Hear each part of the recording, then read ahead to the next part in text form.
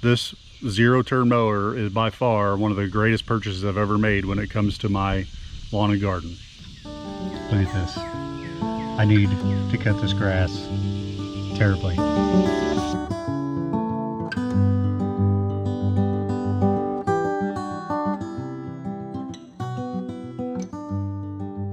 Hey everyone, it's Matt with Trial and Error Gardening. So it's going to be a hot one today, but I've got to get my grass cut. We have had a unusually, I don't know if I said that right, wet August. Unusually, there we go, unusually wet August. And because of that, my grass, which normally this time of year has gone dormant, is it's growing, and I really need to get it cut. So today I'm going to go ahead and do that. I'm going to cut that grass, but I wanted to give an opportunity to take this opportunity to do a review of my zero turn mower, mainly because I fell in love with this thing. It has made life so much easier for me when it comes to cutting. So I want to be able to give that information to y'all, and so you can make an honest, educated decision on whether or not you want to get one. So, bit of a backstory. When we first moved to this place, I had a push mower, and it was all I had. And while there's nothing wrong with a push mower, the property here has got some hills to it, and the grass is pretty thick. So running a push mower, and I didn't have a self-propelled either, made things take a long time and wears you out really quick when you're going up hills constantly. So this was back in 2015. I got Amy to agree that I needed a riding mower. So we went out to the local Sears and we bought a Craftsman 19 horse, I think it was a 46-inch cut, with a Briggs & Stratton Platinum in it. And it was a good tractor for sure, good mower. I still have it. It's in the basement, but it's covered in a bunch of junk right now, so I didn't want to get it out. But it served its purpose from 2015 until this year. The only complaint, well, I won't say the only complaint, one of the complaints that I had with that mower was for being a 19 horse with this Platinum engine. I didn't think it was going to be so loud, and it's exceptionally loud. But it doesn't have very good suspension to it, so when you're on uneven terrain, it beats you up pretty bad. And it doesn't have the high back seat. This was more of an entry-level mower, so it didn't have the high back seat. And for me, I'm 6'2". The sitting in the seat and then having to use the wheel basically had me hunched over the whole time. So after a day of running the tractor, my back was just hurting. So I finally decided, hey, you know what, it's time to try to figure out how to be comfortable when I mow. So this year we started the research on zero turns, and there are so many of them out there, so many options to choose from, and honestly the research can run you down 17 different rabbit holes. But ultimately I opted to buy a John Deere, and it's the first John Deere product I've ever owned. What I will say is that they make the purchasing process extremely simple. They offer some really good financing if you need it. It's a great company, good quality equipment. So what I want to show you is what I chose to use. Pardon the camera movements here. What I chose to buy, and it's this John Deere Z530M. I bought it from Ag Power here in Missouri, but the 530M with the Kawasaki 24 horse V-twin motor on it. And I'll kind of walk you around the tractor and kind of give you my tidbits on it. It is a little dirty. I did ceramic coat it, so it won't take much to clean it, but I just haven't had a chance yet. So for this mower, review number one. I just talked about it with my other, you know, what it was like with my other mower. First things first, this seat is probably one of the most comfortable tractor seats I've ever been in. Tie back. It's got nice thick padding. I don't know if you guys can see how tall that padding is. So that's incredible. But what is really cool about this seat, and it matters for uneven ground, is that it has a suspension system in it where it will rock back and forth.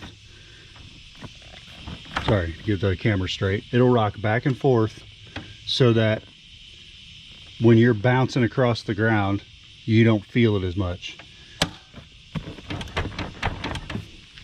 And it makes things so much more comfortable. It also can slide forward, back, depending on, you know, what your comfort level is to your sticks. But that is probably one of the number one things I love about this mower. Armrests, so you can rest your arms on there if you need to. I mean, it's just phenomenal. But we'll move on.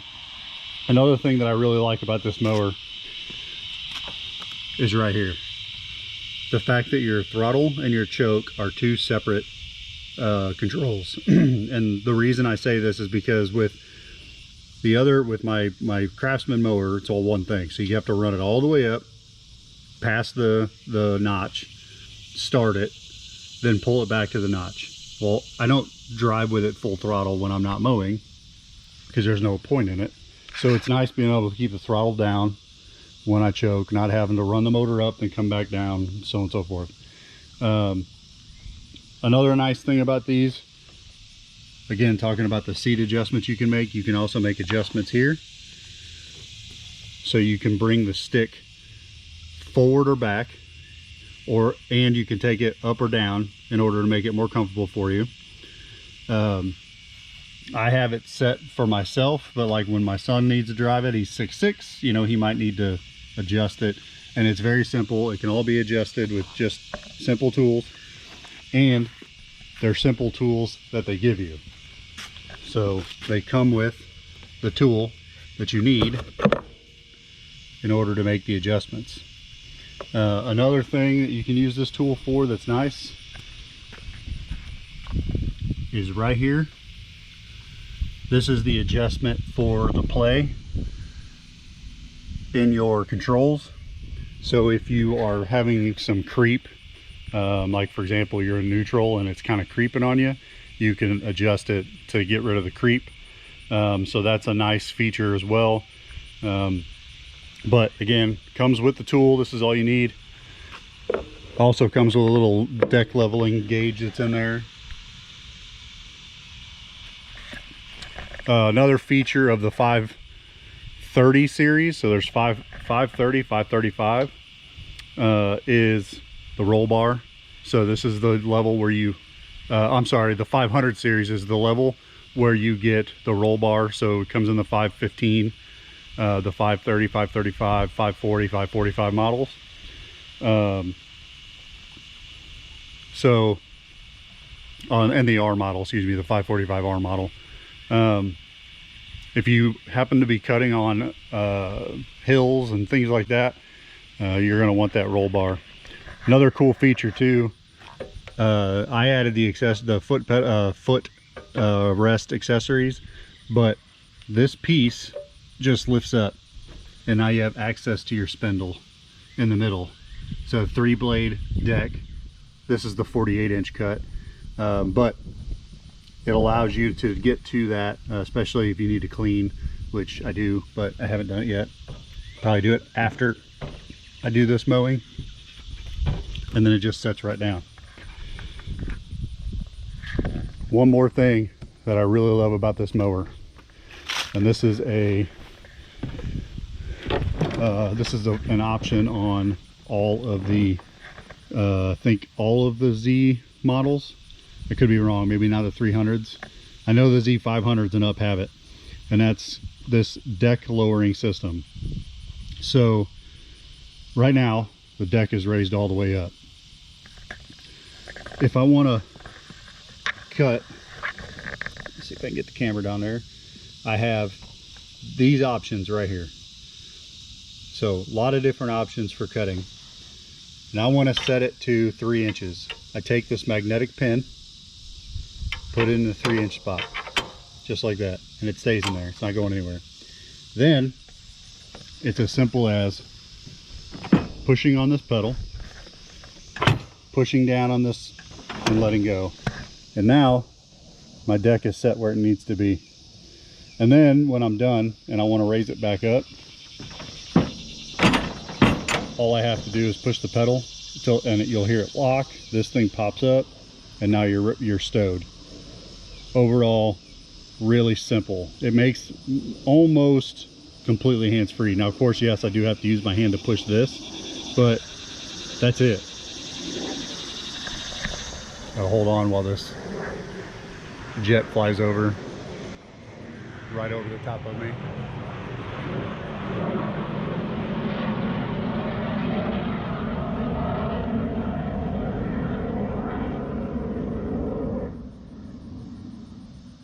The wonders of living near an airbase. Anyway, this comes in a 48-inch cut, a 54-inch cut, and I think you can get the 500 series and up in the 60-inch cut. I don't remember off the top of my head, but I'm pretty sure you can. The 54 and the 60 have the roller on the middle of the deck. The 48s do not. They're not quite big enough, I guess, for that. But they do have anti-scalping rollers on front and back of the deck to keep you from scalping your lawn. Accessory wise, John Deere offers a ton of accessories that you can get. The foot pedals were one that I had to have. It's nice to be able to put my feet there. There's also another deck leveling tool that you can use that's a little bit more robust than the one that it comes with. I have that as well, but it's buried in the basement right now. But another accessory that I added that I think is important to talk about, because not all lawns, not everyone has the ability to bag their clippings, or don't have anywhere to put it once they do bag it, like me. So I went from using this ugly thing, the sweeper, which is in terrible shape. It is broken down over the years of using it. This is why it's sitting there. But I went from that to John Deere's mulching kit. And for the 0 turns, the mulching kit is not what you would get with a mulching kit with a lot of others. A lot of other companies, the mulching kit is the bag, the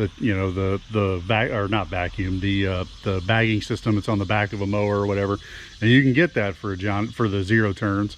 But what I have is not that. This is their mulching kit, and it is basically a system, a baffle system that goes into your deck and closes off into 2 sections your mower deck, so that the grass clippings don't get thrown. They just get tossed around and cut and cut and cut over and over again until it is a very fine clipping, which is good for your lawn. I've already done a lawn care video, and I do care about lawn care. So it actually drops the small clippings into the grass, puts those nutrients back into the yard, instead of sitting on top in big clumps, which is what my Craftsman would do. And then I would have to go around and, try to clean them up so that they didn't kill the grass. And it's a super simple attachment to use.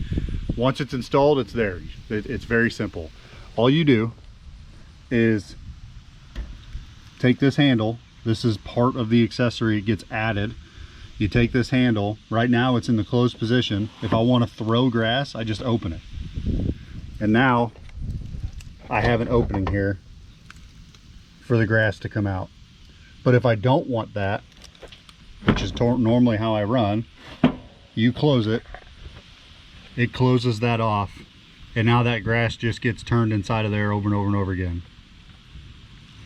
And that is their mulching kit.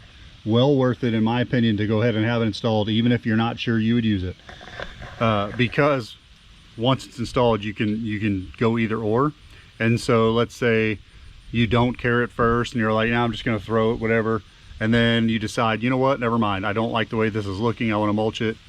You're already there, you already have it, all you have to do is engage it. Or you move somewhere with a property that you do want to keep the grass off, the the big clumps of grass off. You have it, just engage it and you're good to go. Another accessory that I did put on was the striping kit. I will say that honestly I don't really see any difference with this, but I put it on because I thought maybe it would look cool. It's not a big deal. If you're better at using it than I am, good on you. I don't know why I can't get it to really stripe the lawn, but it is what it is. Back to the scalping wheels. Another feature of these scalping wheels on these decks that you don't necessarily see on more of your entry level tractors is going to be the fact that these are adjustable depending on what you are trying to prevent. So these have markings on them. So for me, not wanting to go below 3 inches, I'm in a perfect setting. So basically when this is down, it's not going to allow me to really cut less than 3 inches. And you can take that all the way up to 1 to 1.5, I think is what that says. So you definitely have some options there to prevent scalping your lawn, and that's to me that's pretty important because it's very easy to scalp it and then you end up killing the grass. Another quick feature that I like, easy access for fuel. You don't have to like lift anything up or do anything crazy. You can fill it here, and also you have 2 points to which you can see your fuel level. You have the good old-fashioned sight gauge, but with these models you also get fuel indication right here where your hour meter is, so that's nice to see as well. A lot of mowers don't offer that, and you have to just keep looking at the tank. And then coming back to the motor, so like I said, it's the 24 horse. This is the Kawasaki. You know the difference because of the model number. If it ends in a 0, it's a Kawasaki. If it ends in a 5, it is a Briggs. So I have the Kawasaki. Very easy maintenance.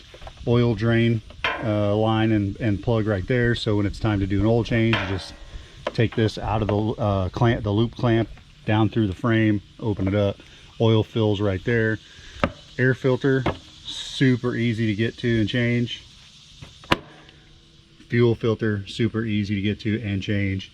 Each transmission has a fill, and I don't know if the camera can see this, but right in here is a disconnect. Basically disconnects the transmission so you can push the mower around very easily.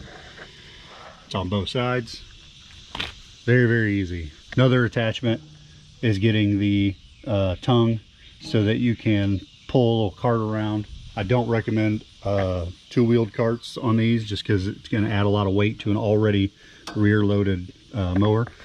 And then while I try to hold this camera and do this at the same time, you can pull this back.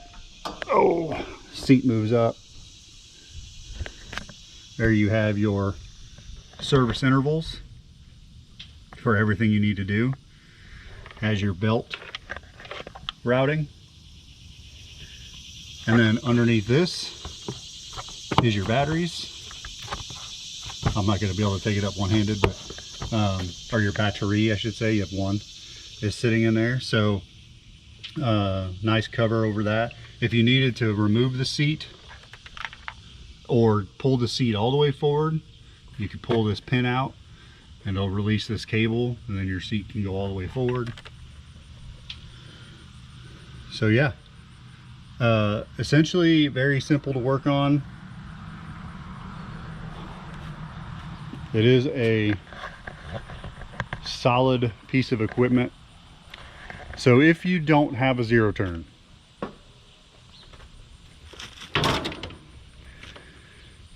let me tell you some of the benefits. I'm gonna have a seat up here so I can maybe not move the camera around as much. But for one, my yard has a lot of 90-degree angles. I'll try to show you, but you've got where the fences are, or where the fence is, each corner 90 degrees, except for that one up there where I have a garden. So that one's a little rounder. But it makes it so much easier to get into those corners. Now, am I getting all the way into the corner and getting it up to the post? No. I'm still gonna have to do some trimming with a weed eater, but it's a lot less than what I used to have to do. Another benefit of this thing is being able to go back and forth. So with my Craftsman, you're basically doing circles. You're having to, you know, run the perimeter and just keep going, whatever. With this thing, I can go back and forth, and I can go so much faster because I can whip it around and go back the opposite direction very quickly. Where that helps me is the areas where I have narrow space. So on the south side of my house, behind the fence, or within the backyard fence, I have a very narrow span in which to operate. So it makes it much easier to go in and out over and over again without having to make big laps like I did with the Craftsman mower. So benefit there. Benefit number 2, I would say, is the ride comfort. I've not really seen too many, other than maybe the really entry level like Craftsmans and whatnot, that don't have the better seats, the more premium seats on them. You know, if you go look at a standard front engine tractor, sometimes even the mid levels have a very thin and very low back seat. And like I said, if you're like me and you're tall, having to hunch over to get to the steering wheel is kind of a pain. So another benefit there is the fact that I think almost all of them have a nice thick padded seat with a high back on it.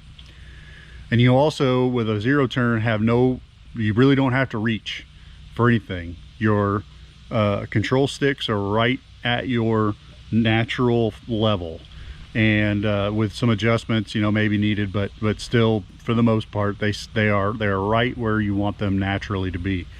So again, benefit number 2 is comfort. It's a much more comfortable device to operate. So if I were to talk about a comparison where maybe a front engine tractor is better, if you are someone who cuts on steep hills, this is where I would say you might be better off with a standard mower. Zero turns have a bad habit on hills of sliding down them or even rolling over. The reasoning behind that is because while the controls are very much like a skid steer, one thing you have to understand is your front wheels on a zero turn are not controlled. They're not controlled at all. You are controlling everything with the steering on the back of the mower. And because you're so back heavy, when you're cutting sideways along a hill, for example, the front end will want to roll down a hill. So really the only way to cut sideways on a hill is to make it going uphill, which not always possible. Another thing to watch out for is if you're somebody who cuts up and down a hill, which is how they tell you should do it, I believe. When you are at the bottom turning to go back up, it is very easy to flip one of these things over on its back. The roll bar will help you for sure, but you don't want to get yourself in that position. And the reason, again, is because all your weight is in the back of the mower. Your engine is back there, your body is kind of back there. That is where a lot of your weight is. So maybe better if you have a lot of big steep hills to go ahead and get a full-size front engine tractor. And then if you are a person who uses carts and you load them up, I would recommend a front engine tractor. Mainly because that's your weight distribution. Your weight goes to the front, so when you add weight to the back, you're more evenly balanced. Zero turns can pull carts. I use a Gorilla cart. It's right here. Has 4 wheels. The reason I recommend that with a 0 turn is because with 4 wheels, the weight that you're putting in it is evenly distributed. It's not putting the weight on the back of your tractor, therefore your tractor can pull it typically without flipping over. But if you put too much weight on a 2 wheel, now you have tongue weight. I'll just think of it like your truck. You know, you put too much tongue weight on, what happens? Your truck will start to sag in the back, front will come up. But you don't have that much room on a 0 turn, right? And all your weight's already in the back, so what's going to happen? It's going to flip you right over. So that's another scenario where I think a front engine tractor would be good. Overall, if I had to give a score for this 0 turn, I'm scoring it, for me, a 8 out of 10, with only losing some points in the fact that I can't put a whole lot of weight on it to pull. Outside of that, well, that and I have a hill that is sometimes tricky to navigate with this thing. But other than that, this 0 turn mower is by far one of the greatest purchases I've ever made when it comes to my lawn and garden. So let me know if you guys enjoyed this video. Hit it with a like, subscribe to our channel. We're going to be putting out a lot of videos. In the comments, I want to know your opinions. I want to know what mowers you have. I want to know why you have them, and specifically whether or not you would make the change to a 0 turn, or if you would trade in your 0 turn and go back to a front end. Let me know. Hopefully we'll get another video up soon covering a few other things in the garden. But until then, we'll see you next time.